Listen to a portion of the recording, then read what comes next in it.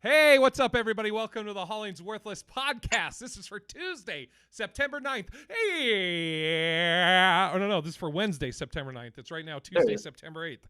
As always, I'm your host, Big Irish Jay Hollingsworth, and I'm going to just start saying, as always, now you have the Mechanable, aka Mr. McCann-Do, Sean McCann. What's up? He's drinking. If you're listening, he's.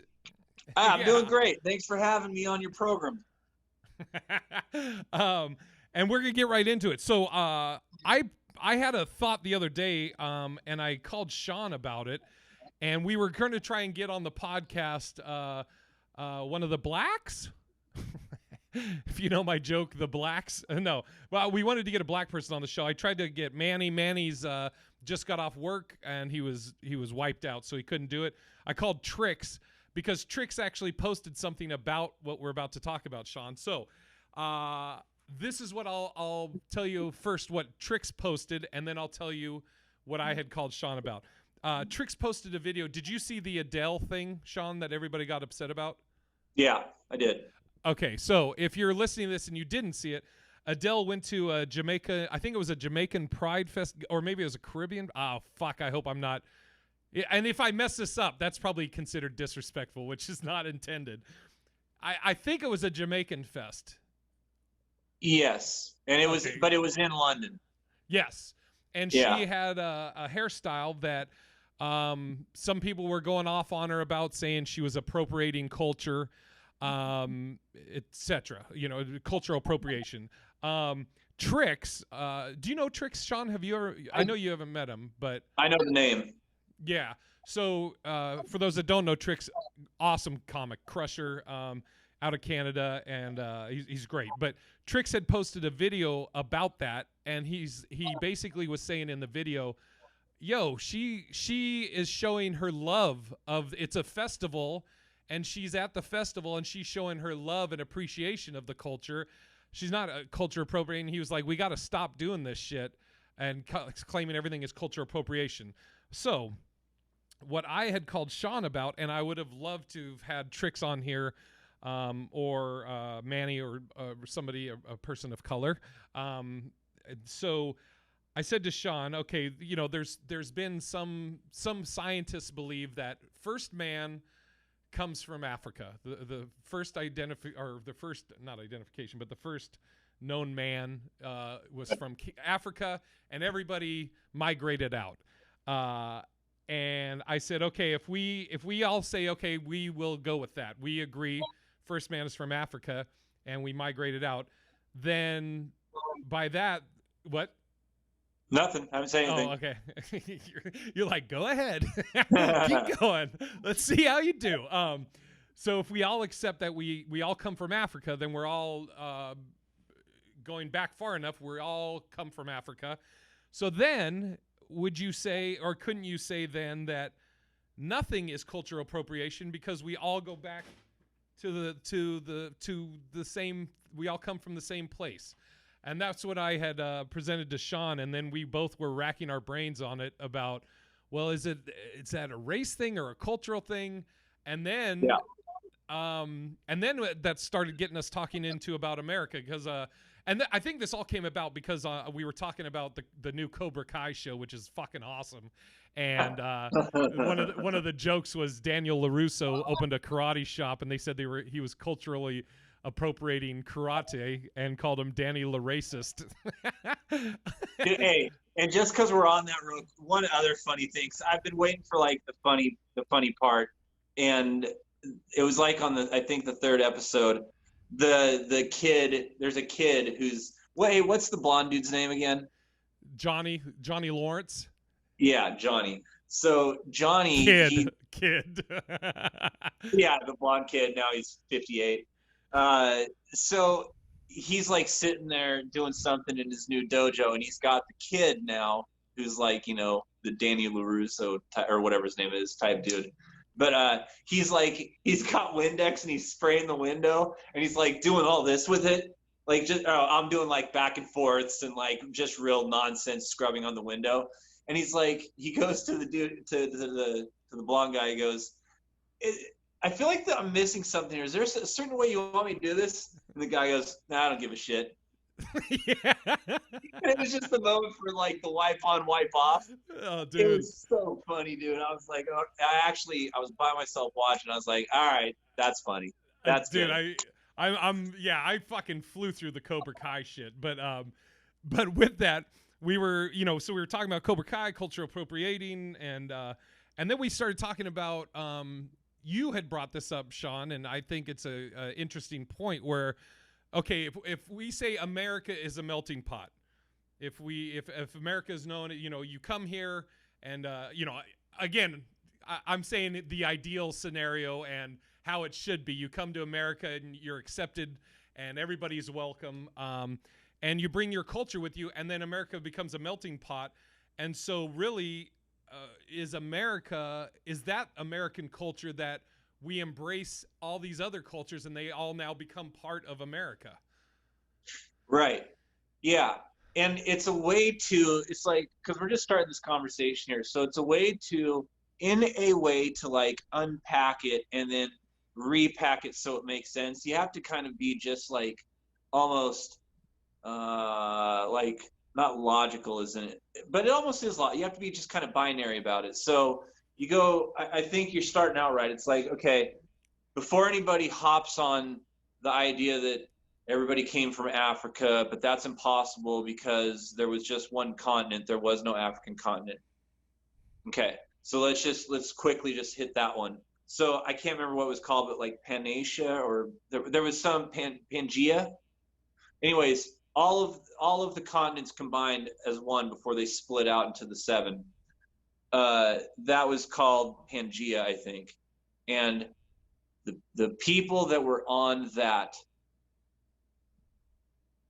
are the ones that you find in Africa is of the same. So just in case somebody wants to be like, well, dude, that's impossible. You can't say everybody was African.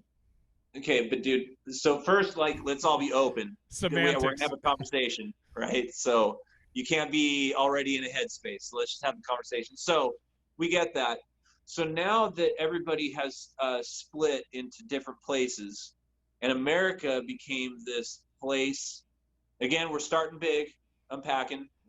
So open mind still. So America is this place where it's a melting pot, and that meant religious liberty, and you can come here and do what you wanted to do. Again, we're going to get back to that's not true for everybody. I'm just saying that's the idea. Right. Well, that's what I say at the beginning, where I'm like, we're talking in the ideal scenario and how if you were following how it's written and it should be, those are the terms we're speaking in.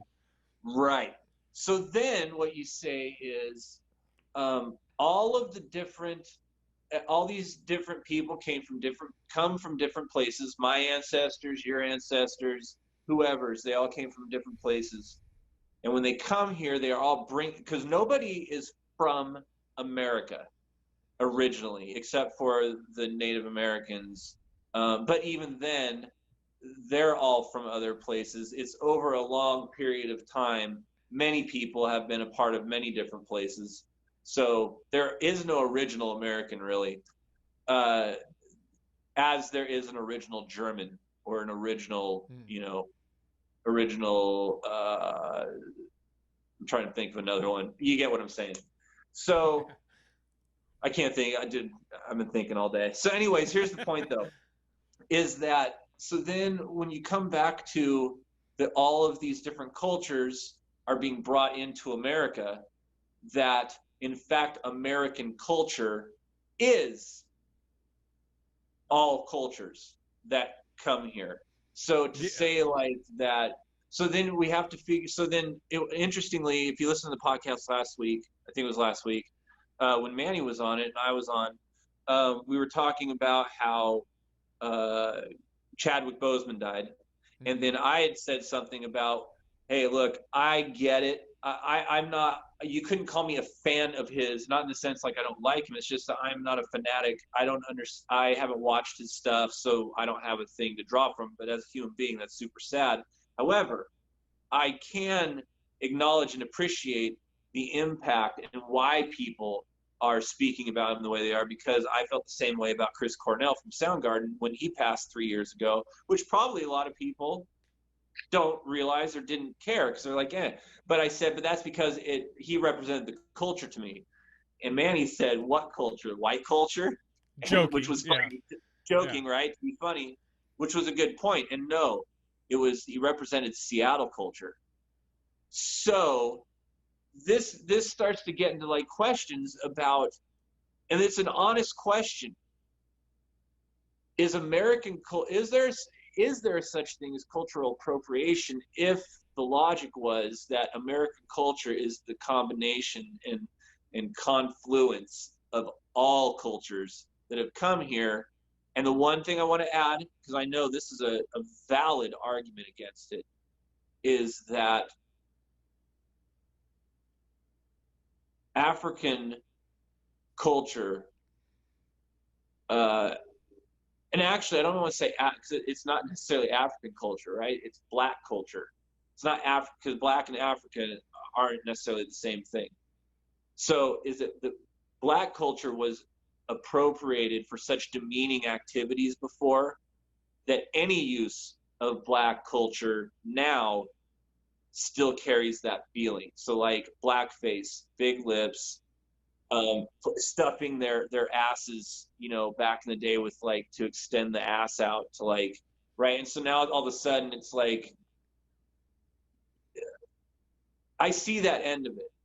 I can understand that because I could instantly come in and say, hey, think of being Irish, that St. Paddy's Day comes around and people wear kilts and boots and no underwear and do all that stuff.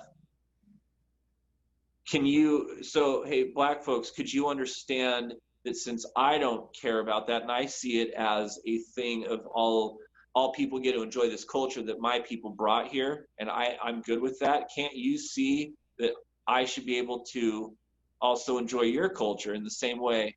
But that instant reaction back they could say to me is, yeah, but here's the difference.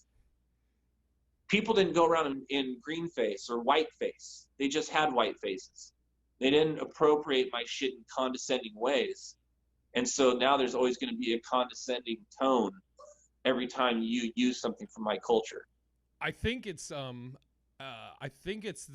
culture appreciation versus appropriating.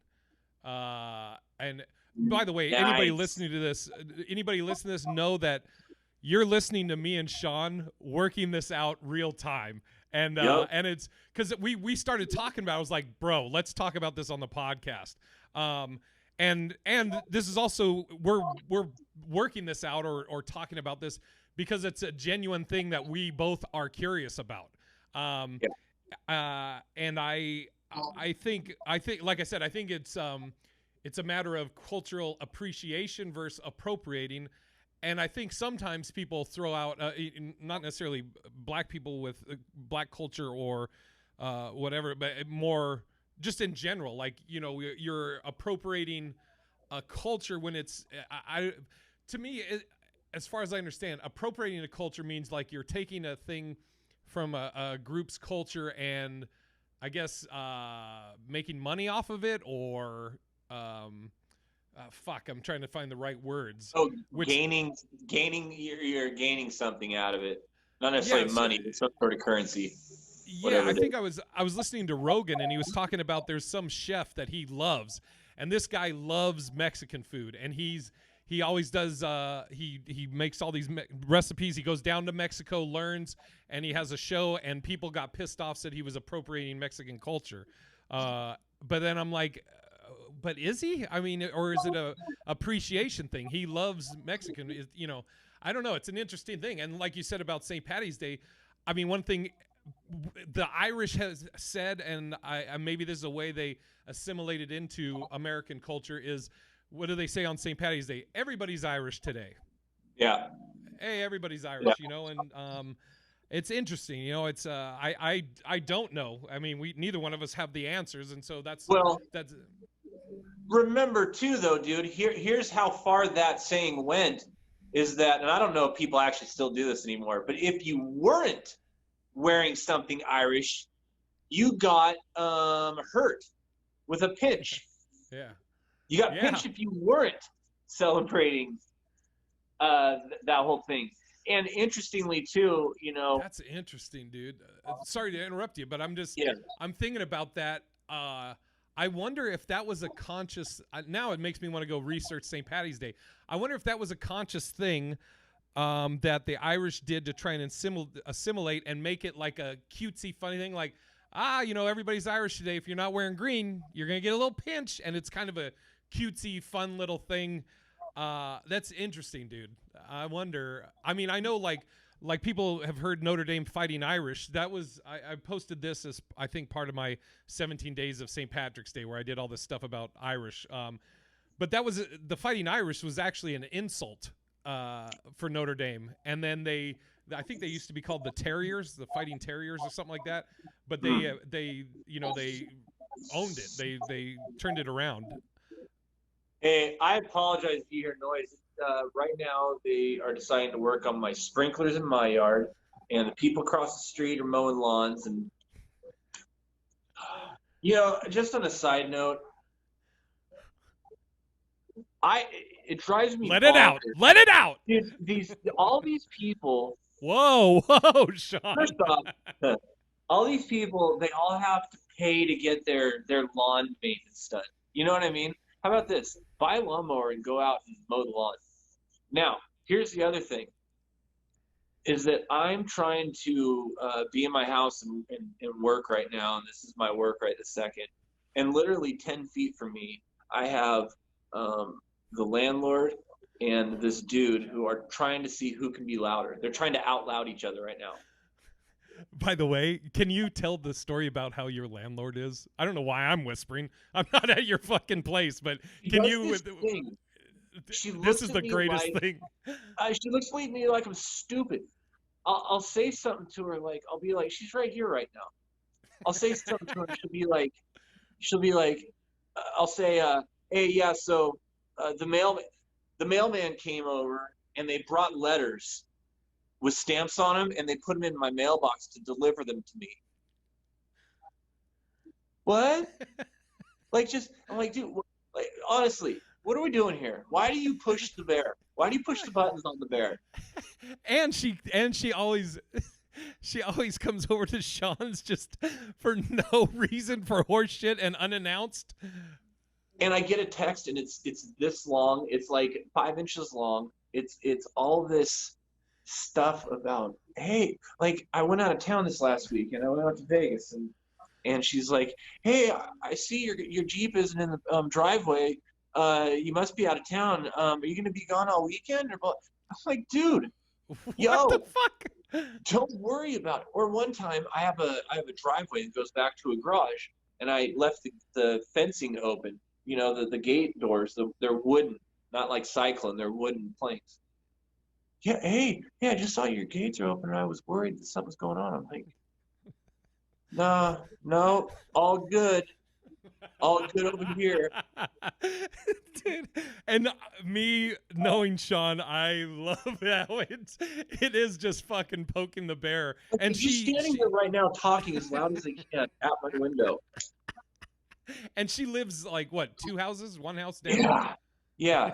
I need them to move. I have actually a large yard and quite a big driveway. Go to that part of it. Why is the conversation, whether I'm on this recording right now or not, why is it happening right there? I dare you to just fucking yell at him, go and give him like the brush off hand and go, hey, can you go somewhere? No, it's funny. I'm waiting for one of them to look at me. He's like, yo, go. I don't get it. Anyway, hey, here's the thing. Like, I'm just gonna give you. You have to understand, and this is what I do in conversation. I look for intent in any kind of communication style, be it visual, audible, non-audible, whatever. I always look for intent. So like this, dude, nice fucking hat. All right, that's different than, dude, nice fucking hat. Now, I'm not looking necessarily for inflection. I'm looking for intent, though. How about this? I'm going to pretend that you just won the lottery for, just I need something to hit on. Must be nice having all that money, huh? That's cool, bro. Tough over here, kind of living my life. But okay, so so now I'm in my head and I'm like, all right, I heard that. I heard what you said. I know what you're doing. I know what you're doing. What's your intent behind that, though?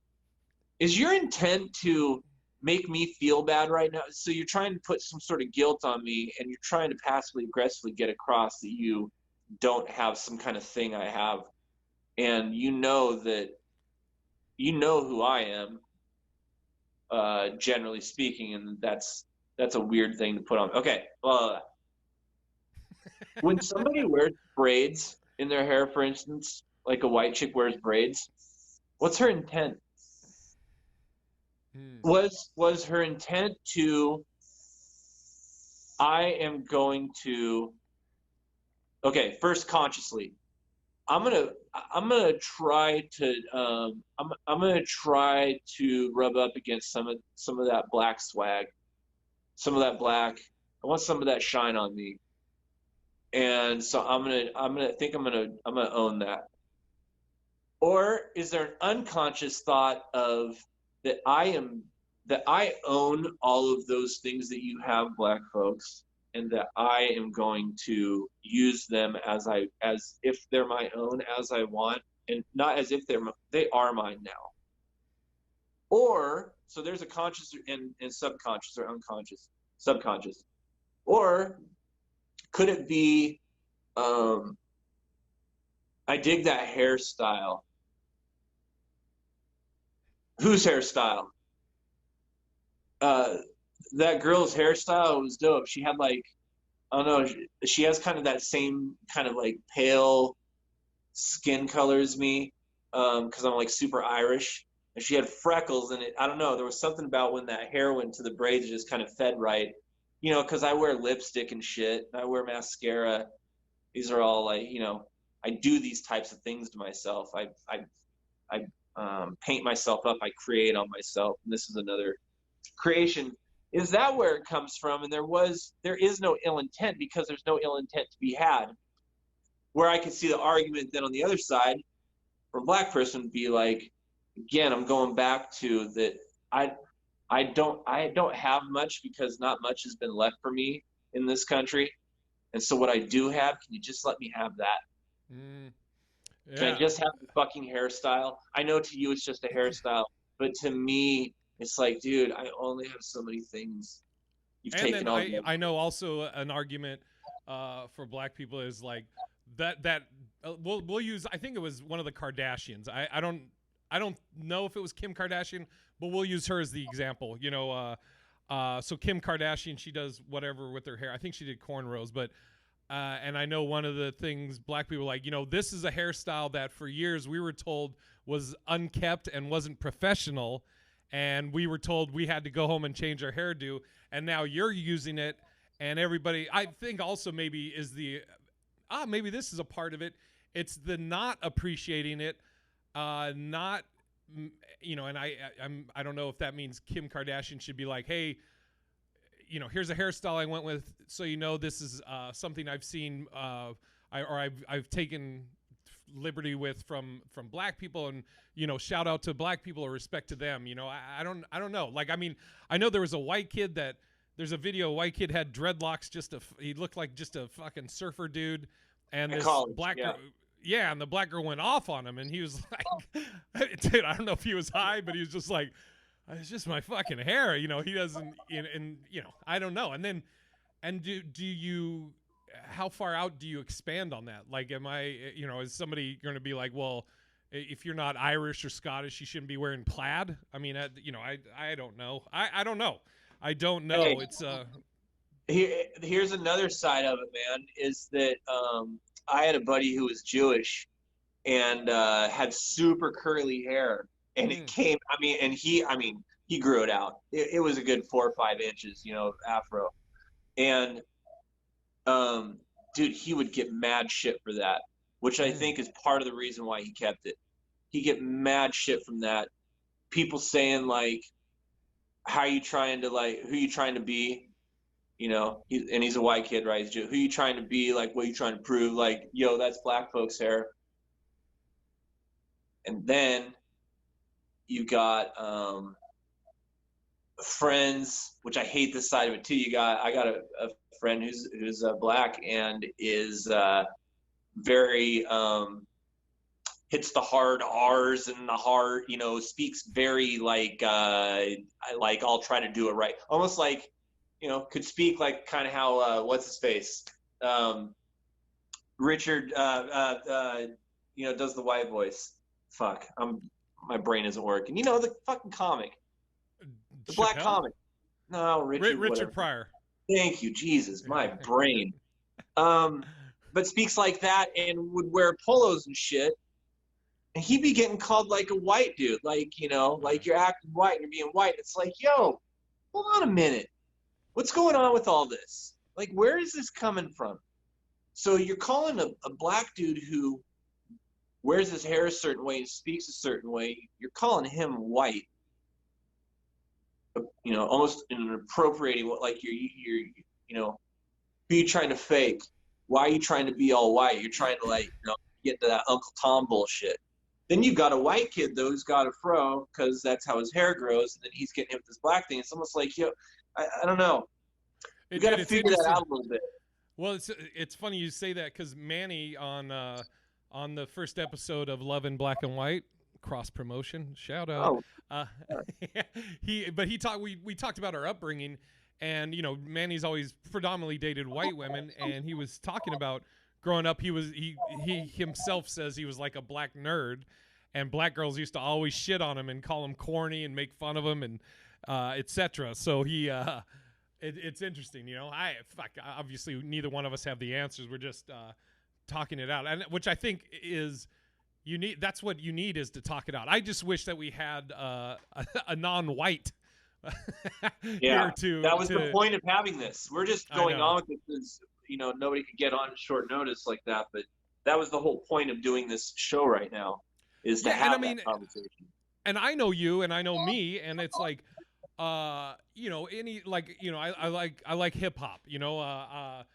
People jokingly say I dress like an old black man, with the scullies and scallies and shit like that.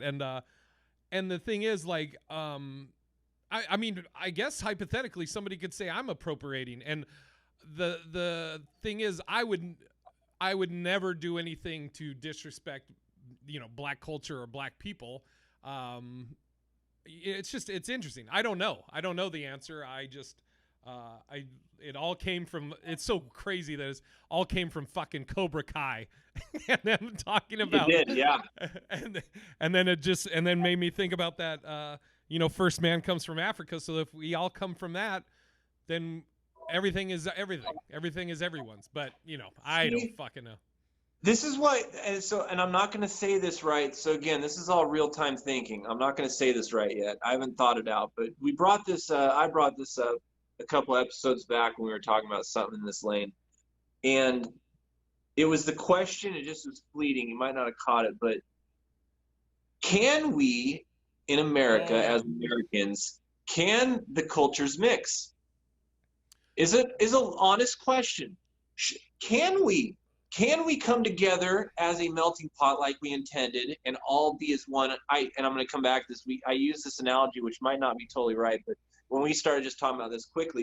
So here's an analogy that I don't know if it works right, but it seemed to kind of. So, like, let's use the Patriots, like New England Patriots as an example. So I like it already. Yeah. So when you're brought onto that team, right, and Belichick, and the reason I'm using this is because Belichick has a system, right, and like some will work well within it and some won't. But let's use a different word for it. He has created a culture there. There is a certain culture, and culture encompasses. They call it the Patriot way. There you go. Yeah, right. Do your job, and what that means around it, and it's a way you feel, it's a way you act. That you could always call them unwritten rules, unwritten thoughts, whatever. So when you agree to come to the Patriots organization, what you do is you're bringing you and all you have. And now what you have, let's call that currency, because that doesn't mean money. It means currency. Your knowledge, your skill. Right. You are bringing that to the team, and it is now their currency. And so, Cam Newton's bringing his currency. Everybody's bringing in their currency, and now it's everybody's currency. And so it's not you anymore. You are of the culture.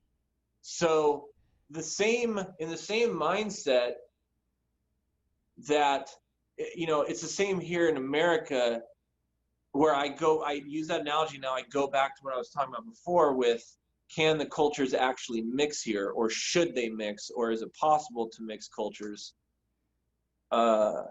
Because so many different cultures have so many attributes that they feel are theirs, and that is being Black or Chinese or Vietnamese or Mexican from Mexico, right? These are, and the reason I said, Mexican food, that is when cooked by somebody outside. So say there's a Black man that owns a taco truck, right? Dude, how many Chinese restaurants do you go to that the cooks are Mexican? Yeah, that's all this cultural appropriation type thing. Maybe not the cooks because they are all employed there, but an owner of an establishment like that would be appropriating a culture. And because, say in that instance, actually, let's do this. There's a Black dude who is running an Irish, food truck. I got a perfect one for you, Sean. Yeah. There's a big Irish dude that opens up a martial arts school. Yeah, there you go. So now the question is, because there is some Brazilians who feel that it's their heritage and culture, it just kind of reinforces the fact that I, as a certain culture, can't do that of another's culture. Therefore, our cultures actually cannot come together. We have to stay in our own lanes. So that means that Irish culture stays with it, German culture stays with it, Sudanese stays with it, Russian stays with it, and that's how you have to, because it seems if we don't want to come together, and this is not, I am saying this is a blanket statement. So I'm not saying this even undercover that I'm a white person saying, hey, you Black people, this is what I think. I'm saying as a group of individuals in this country, if we can't allow and be good with everybody being a part of this American culture, and that we actually want to retain our individual cultures, that could then lead to the side of the argument that no, in fact, we cannot mix cultures. Yeah, but then I think of, what I think it's, you have those, obviously I would never try and speak for you because you can speak for yourself. But I wonder if one of the reasons some of those thoughts come into play, especially right now, is because there is so much shit around race, from whether it's from our president doing underhanded fucking comments that you're like, I know what you fucking are trying to say. You just don't have the balls to come out and say it. Or, the race relations with the police are fucking just overall. I'm wondering if that thought comes in because everything so prevalent right now is about race. But then, I see the other side of it. I've been in a lot of industries where race really, it doesn't matter. Whether martial arts, for example, going back to martial arts, I started out studying my very first martial arts. Well, first martial art I took was boxing. I learned it at the local Y or the MAC, Multnomah Athletic Club. Shout out to the nice. MAC. Yeah. And that coach was just a white dude. And boxing, you can say it's, I don't know, the Queen's fighting system or whatever. Then I took Foxeret, which was by my instructor, Professor Ali Muhammad, rest in peace, and he was Muslim, and that was a mixture of martial arts that he had taken, Taekwondo, Korean, Judo, Japanese, etc. Then I went to, I studied Woon Hop Kyun Do under Sifu Al Dacascos. Woon Hop Kyun Do, the base of it is called Kaju Kempo, karate, Japanese, Judo, Japanese, Kempo, Chinese boxing, and then I moved up to Washington, thought I was done, and then I learned Wing Chun Do, which was under James DeMille, who studied under Bruce Lee, who's Chinese. And then Bruce Lee's martial art, Jeet Kune Do, his whole thing is, I guess, would be appropriating martial arts. It's his whole philosophy was take the best things from the best martial arts and use what can apply to you. And I guess that's, and then the same with comedy. It doesn't matter, what you are. It all comes down to, are you funny? I mean, I do black rooms, white rooms, whatever, Mexican night, whatever.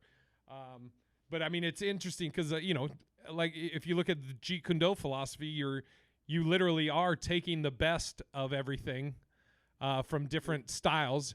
And I guess in the grand scheme of things, I think in the ideal scenario, that's what America's supposed to be, is you come here and you bring the best of you, like you said, your currency. You bring the best of you and the best of your culture, and then what should happen ideally is we embrace it. Now, I understand for black people it's different because a lot of them didn't come here by choice, and a lot of their culture and shit was destroyed and tried to be removed. I don't know. I don't have the answer. I know that. I know. It's like, did you say something, or is that the background shit? Oh, yeah. I don't know. The quick answer to your question, yes, I think we can all live together in harmony and everything. And I guess it's a matter of what the mindset is. I don't know.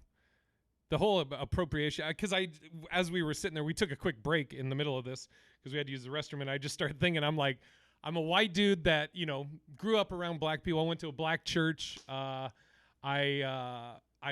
guess you could say, I don't know if you'd say I identified with more, but I hung out more with black people growing up. I have family that's black. I taught martial arts. I have Chinese characters tattooed on me. I may be the walking definition of appropriating, or is it appreciation? I mean, I don't fucking know. We should touch on this again and have some. I wanted to get to here on this too. I tried or tricks. Is it neither of those though? Is it not even appreciation or appropriation? It's just thoughtless. It just is because it is. I mean, I don't know, man. We have to, like, honestly, too, the other side of it is we just got to be a little, what is the outcome we're striving for? What are you looking for? Yeah. And then let's move backwards. Let's work backwards from that. So, like,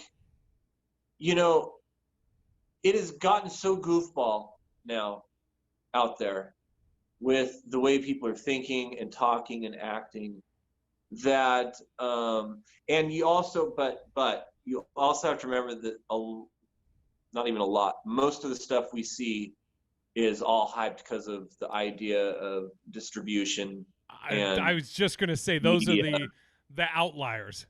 Like they're not, they'll give 1 minute to the peaceful protesters and then fucking replay over and over again the looter or the violence, for hours. What's the takeaway right now? I'll give you a takeaway, and then listeners can, kind of think about this for themselves on whichever end they sit on. But the takeaway right now is that black people are vicious, that they're thieves and looters, that when it's not even them that you see on the video doing that shit. Hold on. That they're sucker punching people, that they're like unreasonable, don't want to have conversations, are arguing about such deflective shit that has nothing to do with what the topic is at hand. So that's all truth. That is all truth. And that is what I'm going to believe because that's what I'm seeing. You know how people are feeling about white people right now? They're looters and thieves. They carry around rifles and kill people, especially black folks. that white people are really in it for themselves and not really about it for black folks. It's that they're out there to cause, you know, some destruction. It's a fun thing to do on a Tuesday night when usually I don't have shit to do on Tuesday night. It shows how weak white people are. You can see a lot of the dorks, nerds, fucking whatever you want to call them, that never had a voice, that finally get to think they can be loud and be tough. But get in an alleyway with just one of us. Just you know, come talk to me for a minute. You're not so tough anymore. That fucking loud voice you have and all that shit you're talking. So that's the truth for all white. Oh, they hate, you know. So I guess what I'm saying is, it's like, those aren't truths, man. That's what we're seeing. And so, do you believe in that? You listeners, like, I don't, because I know it's not fact. I know those people are such a small microcosm of the reality. That those people, it's like we talked about a couple episodes ago. It's like the Proud Boys. I'm sorry, I'm laughing. You know how like shit comes in my head in the middle of what you're saying? What if I just edited this to where when you say all that shit and I just stop, and that's where the podcast ends? But the Proud Boys, dude, that shit doesn't exist. Yeah. That's like saying, I mean, dude, that's like, it doesn't exist. Yeah, they have a website maybe and a fucking handle on Twitter, but dude, they're not an issue because they're so small. It's just that they're like, you know, I'd like to get away from showing the destruction anymore on video. I'd like to get away from the news showing it, giving it any representation. We represent the shit that shouldn't be represented, and that's what we focus in on. Like, you know it. Everybody listening to this right now knows that the whole movement behind what Black Lives Matters actually stood for as a goal or as a North Star is being completely lost. It's being completely lost. And, you know, you don't want that, because the second something becomes actually looked at by reasonable people in a bad way, it's hard to come back from that. So, like, dude, if you don't really believe in the Black Lives Matter movement, get the fuck out of it and let those people, let their voices be heard. You out there looting and destroying and fucking sucker punching people. Now, like, you know, I just saw BLM just went up and fucked with 2 gay people or 3 gay people, you know, beating them on the head, throwing one on the ground, and they maced him while he's down and shit. And it's like, I know that's not true, that black people don't like the LGBT community and vice versa, but that's what's being presented to me, so it must be true. Yeah, it's not representative. Yeah, dude. And well, okay, so what I would say back to you, Sean, is everything you just said, you believe, right? You're speaking from your, so then you just answered your own question, though, as far as can we all get along? I think it's a matter of being able to recognize, don't fall into that shit. You know, like, when I say don't fall into, I mean all of us. Don't see the clips, you know, that they play over and over 15,000 times, the worst of everybody, white people, black people, Asian, whatever, and they look at that as like, oh, this is everybody. You know, as long as we're fucking smart. I mean, dude, you know, I know us and I know how we are, and our group of people that are close to us. So, but yeah, it's dude, fucking. You have to, dude. Don't be part of the group mentality. Be an individual thinker within a group, right? Think for yourself. Sit back and think for yourself. Like, dude, are you honest? Are you a sheep? Don't be a sheep, because that's dumb. You're just following a herd of people that you're like, oh, I'm gonna believe what you believe. Why? Why don't you believe what you believe and see if others align around that? If they do, they do. If they don't, they don't. This is where the concept of independence comes from. There's Republicans and Democrats and independents. And you hear like, dude, nah, you have to be either a Republican or a Democrat. No, because those of us that are self-thinkers can't align with a party. We're self-thinkers. We find things that both parties may agree on some of the stuff or disagree on it, but really we're not ideologues. We don't base everything off an ideology. So be that for yourself, man. Make a change yourself. You know, I mean, I go back to this. We talked about this before, man. You know, you have to first. You gotta. What's the message I want to deliver? And if I find out, Jay, that you're thirsty, and I have a bottle of water in my hand, I can either just unscrew the cap and hand it to you and say enjoy, or I can unscrew the bottle and throw it at your head as hard as I fucking can. And you're doused in water and it gets in your mouth too. Either way, you're getting a drink, but one of them is much more effective than the other. The delivery mechanism, they have two different results. So different outcomes, same result. You know, I don't know. I get bothered when messages get off topic, when the majority of the people that want to stay on topic are being outshined and outlouded by the people who want to deflect. So, because dude, I've seen great videos where there's great conversation happening, and that's what moves me. Dude, the picture from Portland, as much as I shit on Portland, but the picture of the bridge, all the people laying down on the bridge. Have you seen that? No. Dude, I don't know if it was the Burnside Bridge, but dude, I mean, you can't see concrete. You can't see the bridge. Bodies laying on the bridge. You have to look it up. But I mean, it all goes back to the fucking, if it bleeds, it leads. That's all. Yeah. It's all for advertising dollars. Everybody has to always remember that. Everything you're seeing is so they can make money. Absolutely. It's true. Oh yeah. And I'm gonna figure out. I want to see if I can get Tahir on here or Trix, and we'll come back to this. But I wanted to real quick talk about this last weekend. I did my first drive-in show, and what I'm always up for a challenge, and it is a challenge right now because I have not figured out that. I have not figured that out. I'll just put it that way. It was, I did Kev's show about 2 or 3 weeks ago. Actually, it was 2 weeks ago. And that was like, oh, dude. I mean, it's a small crowd, but it was like, it was perfect. It was just, you have immediate response to your laughter. It's great. The drive-in, Casey set it up, my buddy Casey in Phoenix. And, nice showing, and you're on stage, and they have the screen behind you is playing you on the drive-in thing. They have speakers so you can hear, and they had they have rows of cars. Some people are in their cars, some people are out. But you go up there, like I had this. In my head, I was like, oh, I'm gonna, like I always try and open with something related to what's going on or where I'm at. Like when I was at Kev's, I joked about the one white dude there was my cousin. And everybody applauded. And I was like, it's not my cousin. I don't fucking know him.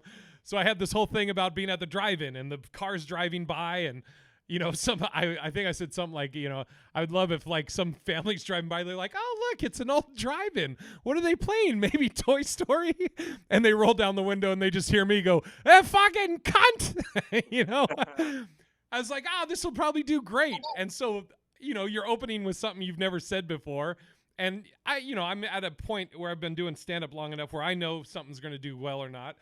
And so I say it, and you hear nothing. You hear nothing. And that's how my whole set went, because I had to tell him, I'm like, give me a honk or a fucking flash your lights or something, because I have you're just talking, you can't really see, so you're just talking into a black void.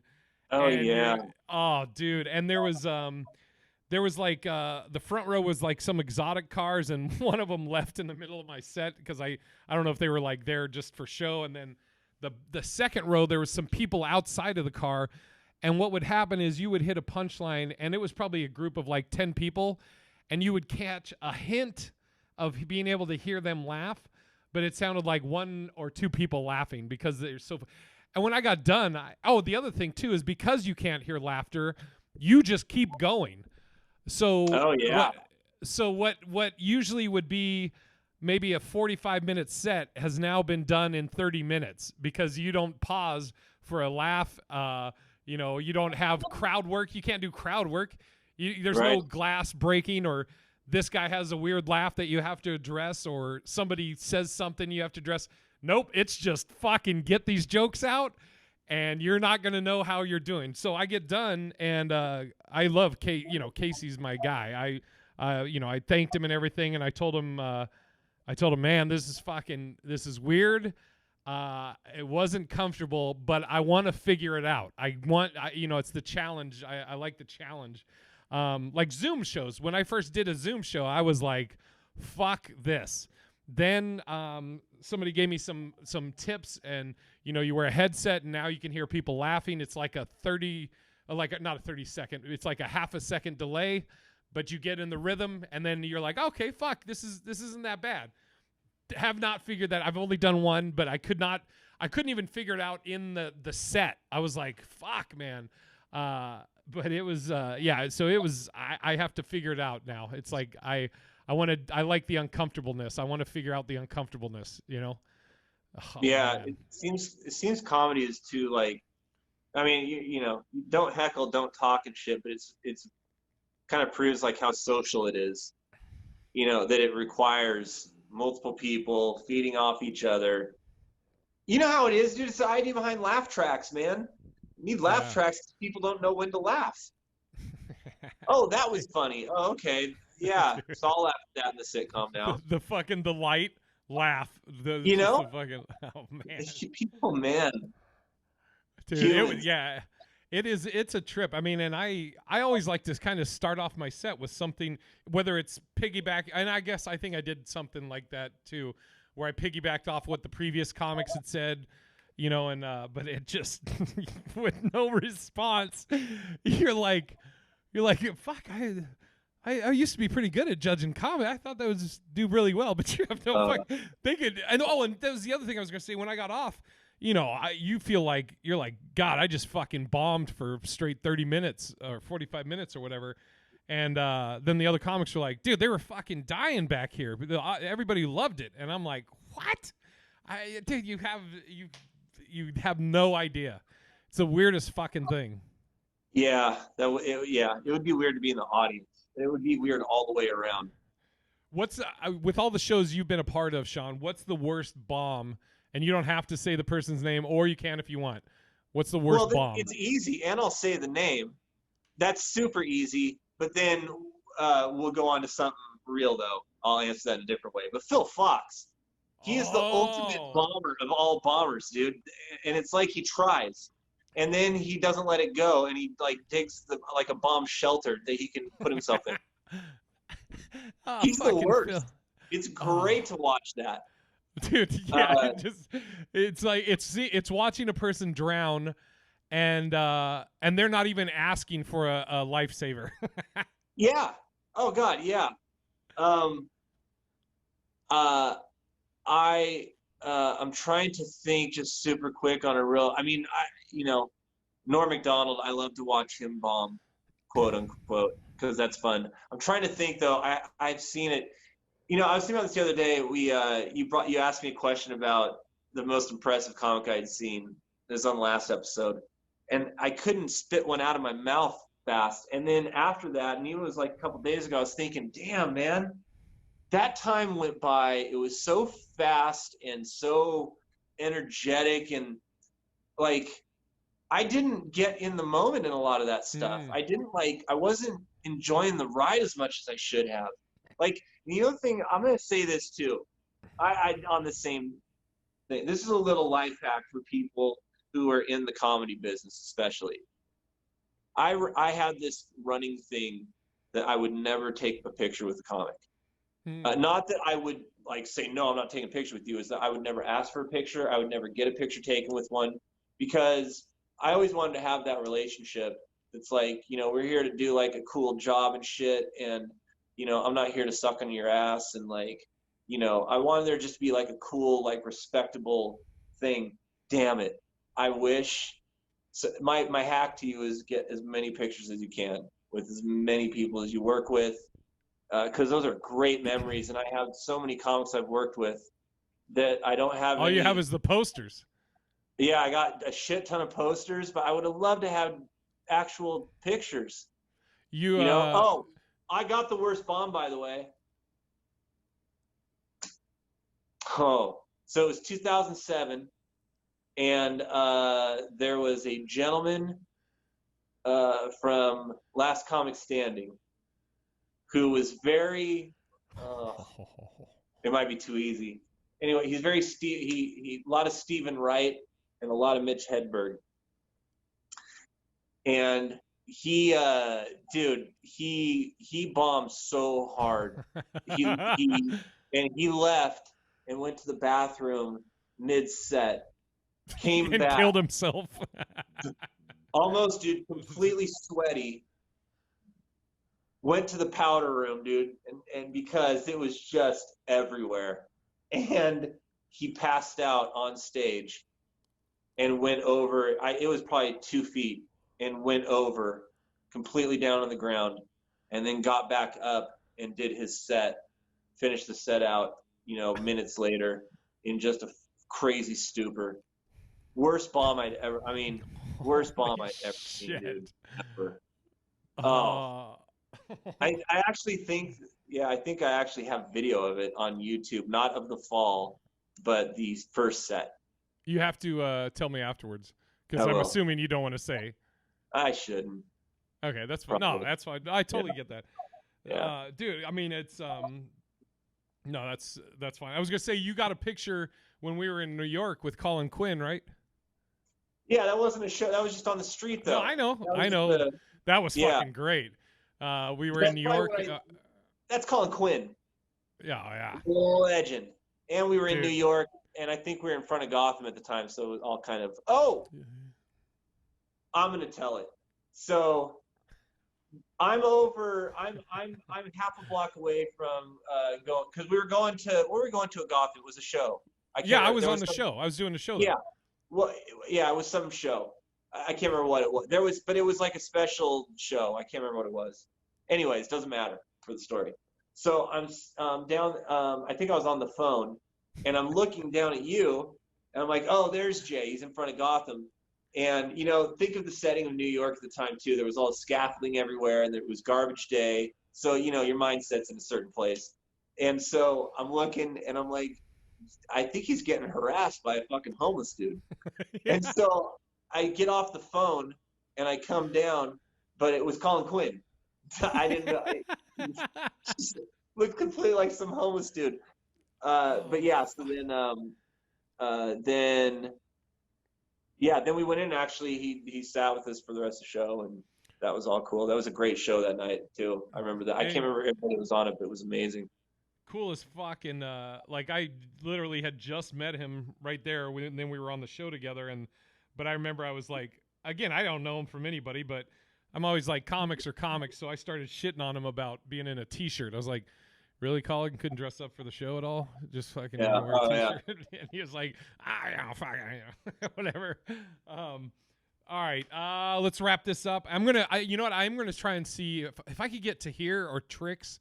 I think that would be great. And I want to touch back up on it on the next episode. And where do you want to plug anything? Where are you going to be, Sean? Well, the fires are happening all around right now, so they've shut a lot of my normal comedy clubs. I do a lot up in the Angeles Forest. So this week I'll just be putting together some more content and throwing it out on my YouTube channel, so you can find me there. What's that? Search for me. You'll find it. What's your IG? The Mechanibal. The MCCANNIBAL. All right, and I will this weekend. I'm nowhere. Next weekend I'm starting a 3-week run through the Looney Bins. I'll be in Looney Bin in Wichita, and then I don't know why I said Wichita twice. Then I'll be in Tulsa, Oklahoma, and then I'll be in Little Rock, Arkansas. You can go to Looney Bin's website and look there. Also, new podcast out is our first episode dropped today, which is Tuesday, called Love in Black and White. Me and Manny, dating, relationship, interracial dating, marriage life, single life. Manny's black dude, always dated white women, married to a white woman. I'm a white guy, always dated black women or women of color. And I'm single. Very heavy comedy focused, but the topics are all related to dating and relationship. And it's also funny. Also, the other funny part is that you're both wearing pink. Yeah, not unplanned. Outfits. Unplanned. We turned it on and we're both fucking wearing pink because it's the color of love. And as Manny's already created the tagline for the show. You ready, Sean? No. Putting the love in you.